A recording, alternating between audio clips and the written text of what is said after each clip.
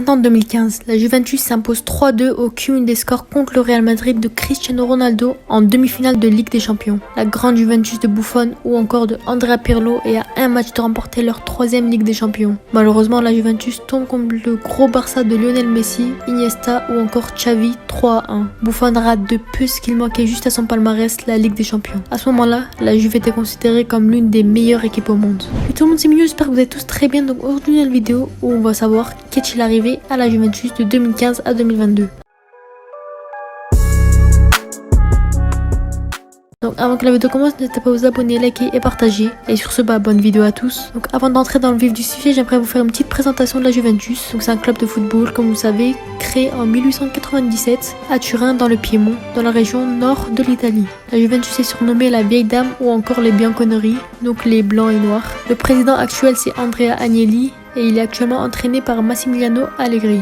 Comme vous savez, de 2020 à 2022, c'est là où il y a la chute de la Juventus. La Juventus n'arrive même pas top 3 du championnat italien qui d'habitude remporte quasiment toujours le championnat. Et les joueurs et le staff ils ne savent plus quoi faire et l'équipe est au bord du gouffre. Été 2014, Antonio Conte est démis de ses fonctions et la Juve annonce l'arrivée officielle de Massimiliano Allegri qui était anciennement coach de l'AC Milan. 2015-2016, avec une équipe composée de Pogba, Buffon, Mandzukic, Chiellini et plein d'autres, la Juventus remportait toujours des titres comme la Coupe d'Italie, la Supercoupe ou tout simplement la Serie A. Mais cette année est marquée par leur mercato de grande classe, avec l'arrivée de nombreux joueurs que vous connaissez sûrement et qui marqueront l'histoire de l'équipe avec Dybala, Pjanic, Mandzukic, Sami Khedira et le départ de Kingsley Coman en prêt au Bayern, de Vidal au Bayern et la fin de Carlos Tevez qui signe au Boca Juniors. Saison 2016 à 2017. Avec ces nouvelles recrues, la Juventus elle arrive enfin en finale de Ligue des Champions contre le Real Madrid, mais encore une fois elle se fait écraser 4-1 avec un grand Cristiano Ronaldo. Mais cette année-là, la Juve elle finit bien évidemment première de Serie A comme à son habitude.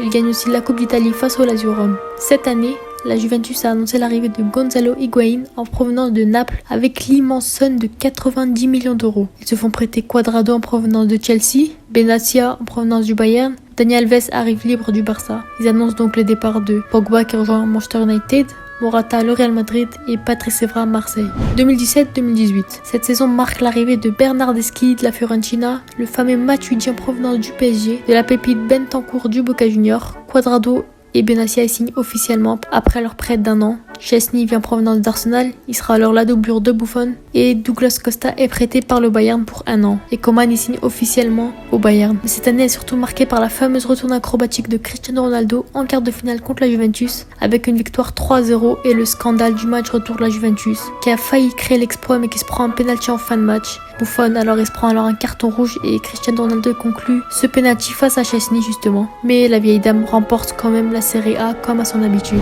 Saison 2018-2019.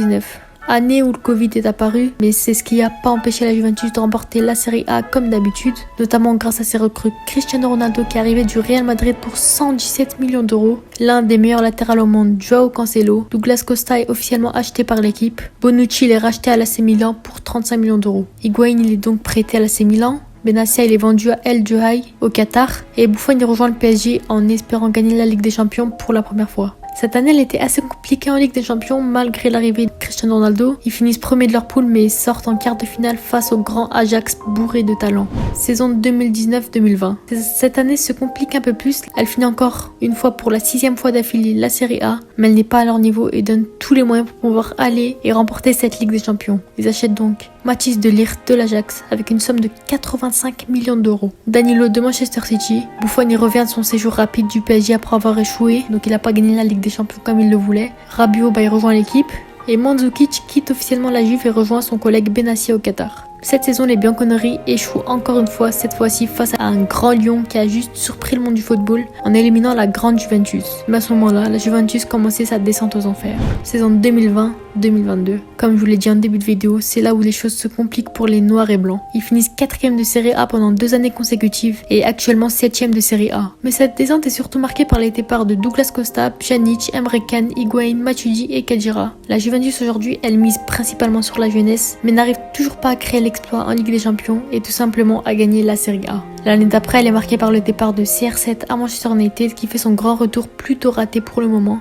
et l'arrivée de son successeur à la Juve, Dusan Vlahovic, qui est juste hallucinant en ce moment, qui arrive en provenance de la Fiorentina. Et Buffon a quitté officiellement la Juventus pour rejoindre son club de formation en Série B, Parme. Cette année, la Juventus a encore une fois tout donné et a recruté Di Maria, Milik, Pogba, Paredes, mais Dybala a quitté le club en rejoignant l'AS Roma et Chiellini aussi pour se diriger vers les États-Unis à Los Angeles. La Juventus est aujourd'hui un club moins reconnu qu'avant, mais j'espère en tout cas qu'ils pourront se remonter et revenir comme à l'époque à leur prime. Donc voilà, c'est la fin de cette vidéo, j'espère qu'elle vous aura plu. N'hésitez pas à vous abonner, liker et partager. Et n'hésitez pas à dire en commentaire si vous voulez revoir un autre club à parler. C'était mignon. Ciao.